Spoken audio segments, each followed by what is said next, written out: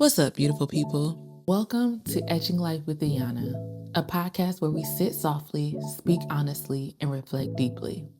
My name is Kamisha, but here you can call me Ayanna. And just like you, I'm navigating the layers of life.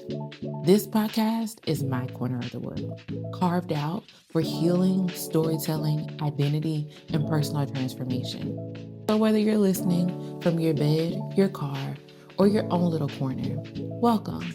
Come sit with me. And this is Etching Life with Ayanna.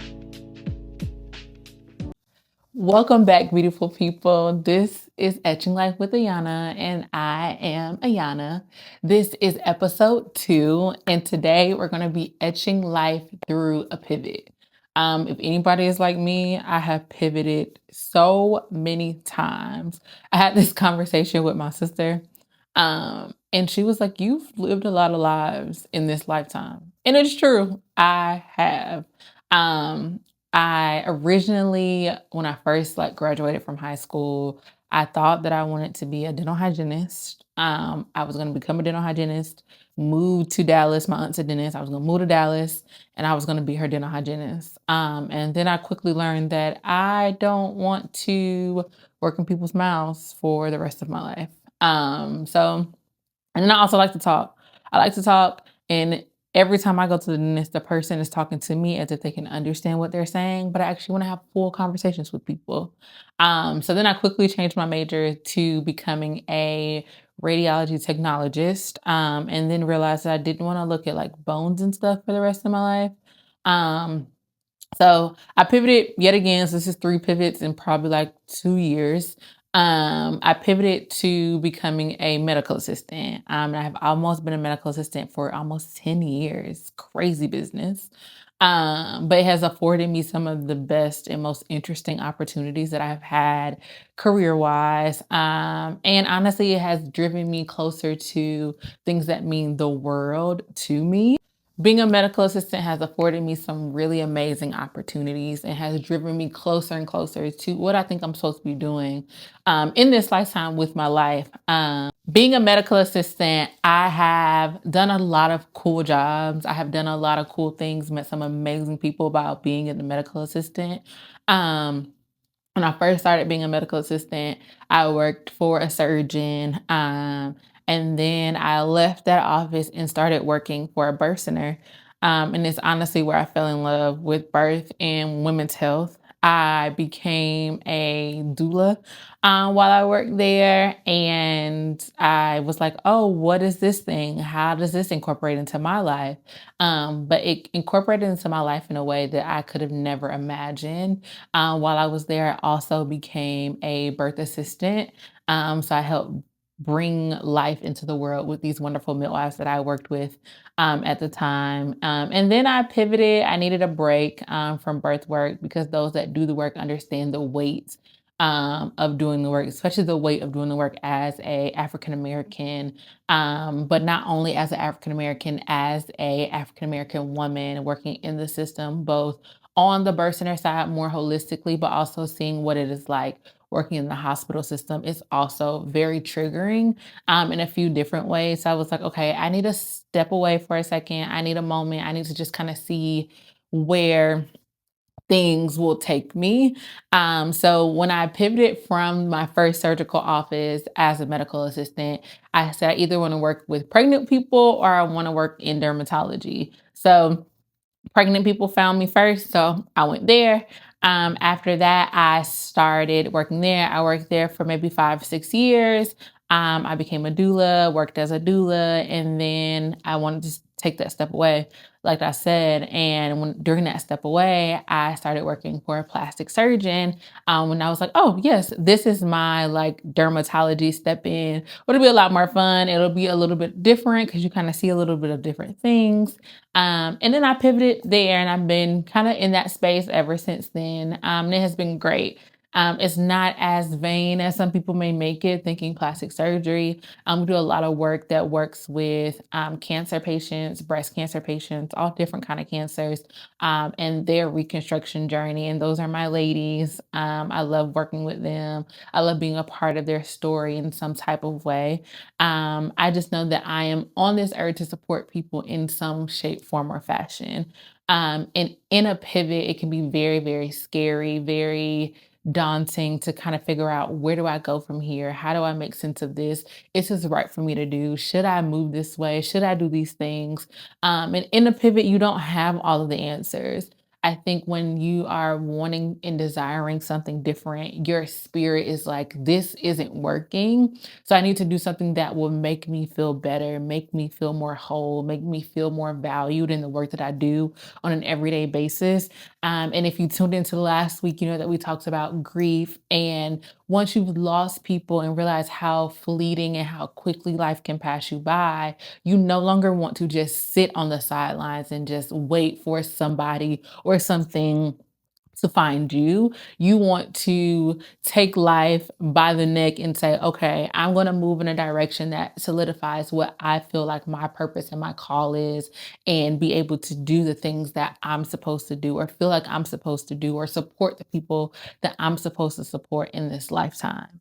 And when you are pivoting, it is something internally that happens, and externally that happens. When you move, when you shift, when you do something that aligns with your spirit, it makes you feel good. And when you feel good, that doesn't just translate internally, it exceeds externally as well. So those that are around you are like, oh, you're moving differently. It's not that you're moving differently. I'm moving in alignment in something that is where I'm supposed to be, how I'm supposed to be there, the way that I'm supposed to do it. So whatever that is, however that takes, that is what I'm supposed to do, and it'll help me help other people. And when you're doing something that you're called to do, people can see it. So if what you're doing right now doesn't feel like it's fitting you internally, um, it's time to make some type of pivot. Whether it be adding in fitness things into your life, because pivoting into a fitness journey doesn't only help you fulfill your passion and your spirit projects better, it also allows you the opportunity to feel better mentally. If I don't do nothing else, I am going to move my body, not because I just want to look good, that's a plus, but because I want to feel good. If I do not move my body, I am mentally unstable. So I want to do things that keep me mentally stable and aligned. Navigating a pivot can be scary. Here's the thing, there's no rule book in life. So if you want to do all the things, try all the things, or do nothing at all, that's your business. But I think you should get out there and try something different. If I would have never applied to the birth center, I actually showed up on a night where they weren't even hiring medical assistants. I showed up on a night where they were actually hiring for midwives. And I was like, oh, I'm not even supposed to be here. Turns out it was the best mistake, if you want to call it that, that could have ever happened. So try the thing, do the scary thing, because 9 times out of 10, the scary thing is the thing that will make you the most satisfied. The scary thing is the thing that will make you the most whole. The scary thing is the thing that will take you far. And if it's not scary, then why are you doing it? In the great year of 2026, do something that scares you. And if it doesn't scare you, you aren't doing it big enough. Even this podcast, I never thought that in 2025, I would officially start a podcast. I knew that I wanted to do something different. I knew that I wanted to do something that, if it did nothing else but help me, I wanted to do that. And here we are today. And I know that in my spirit, this creative outlet that I am creating for not just me, but for all those that are listening, for all those that are tuned in, for all those that are looking for an avenue to feel seen, feel heard, feel valued, feel accepted. I am here to create that form, that avenue in a way that feels good to not just me, but to those that are tuned in. So I appreciate all of you for being here in my pivot into trying something different that aligns with where I feel like God is leading me in the year of 2026. So I appreciate you all for that. If you want to do all the things and try all the things, you do that. You just need to pray about it. You need to seek the Lord and ask for his guidance. Let it be somewhere where he is calling you to be, not just where your flesh wants to be, but where God truly wants you to stand your ground and to speak to his people. Where is that thing? Find that thing. That is where your pivot will take you. And that is the thing that will take you far and lead you far. Remember, your faith without works is dead. So your pivot can't just be mental. It has to have some physical movement, some physical well being that's behind it, that's propelling you forward to make the greater and grander decisions in your life. Will you make all the right decisions on your pivot? Absolutely not. We are human. What we thought may work in one season doesn't always work for us in the other season. And that is okay. It is the thing that fuels us for where we are right now, but can propel us to where we're supposed to go. If I had never pivoted in the early seasons of my life, I wouldn't be where I am today. And even as an adult today, I'm always valuing the value of a pivot. I'm never afraid to say, hey, this thing is not working for me anymore. It's time for me to move on. It's time for me to do something different. It's time for me to see what else the world has to offer. I always say people with the oddest jobs are the coolest people because it's people that have odd jobs that you're like, I didn't even know that that was a thing. How did you even get into this being a thing? And I'm sure it was a small pivot, a small move, a small thought that was like, hey, is there anybody that does this thing? Because there truly is a thing out there for everybody. From the smallest of smalls to the largest of largest things, there's something out there for everybody to be able to do. And in 2026, I want my spirit to sing in joy of the things that I get to do and get to call my calling and to get to call to the people that I want to serve. That makes me feel good that I get to get out of my bed every single day to be able to support these groups of people so that they can become their better and more authentic selves. That is what I want to accomplish. That are the things that I want to do. Because when you have joy in your soul completely, it really does revolutionize your life and the loved ones' lives around you. So don't be afraid to pivot. Don't be afraid to try something new. Don't be afraid to try something different.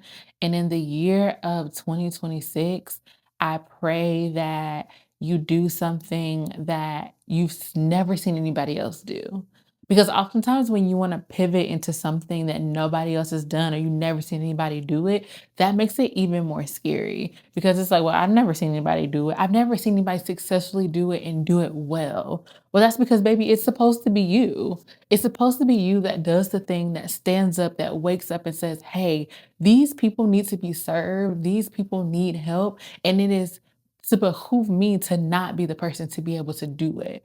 Even if there's a million people that do the thing that you want to do, it's the 1 millionth and one person in you that will set the entire world on fire, that will do something so grand and so amazing, that will bless the people that are literally waiting on you to be the person to start the thing, be the person to teach the class, be the person to write the book, be the person to just open your camera and record your day to day life because people can't see it, they can't imagine it. So if you can put yourself out there to do the grand thing, you can change the world. So remember, the world is truly your oyster. So whatever you want it to be, you can make it out to be that. And your pivot doesn't have to be a large pivot. Small movements create a very large picture. A painter doesn't start with the big picture. The painter starts with a blank canvas. In that canvas, they create small strokes that make the grand picture. So make your little strokes so that your big picture can be the full pivot that you want to see. So remember that small movements make the grand picture larger. So continue to make those small movements, whether it's researching the thing that you want to do or finding people in your community that do the thing that you do. How did they get their start? Where did they go? Who do they know? Because honestly, these days, it's not about what you know, it's about who you know. So, who do you know that can point you to the direction of the knowledge to get you in the door, to the knowledge to get you to the books to read, to the knowledge to get you in the rooms that you need to be in, to get you around the people, around the things that fuel you, that make you think larger, that make you think bigger. So, on your vision board, put some motion on there. Put some things that'll actually give you movement, give you motion. And this is coming out on New Year's Eve. So take this as your momentum to propel you forward into the new year. Let this be your grand opening and your grand movement into the year of 2026, walking in your pivot to greatness. Let it be your pivot into the version of you that makes you happy, the version of you that likes the person that they see and get to spend time with and get to mentally plan things out. Let that be that person for you this year. I pray peace and prosperity over you the entire 2026. I pray over your planning into your pivot if it's that time for you in this season. Remember, continue to edge your life in truth and grace. I'm Ayanna, and this is Etching Life. Peace.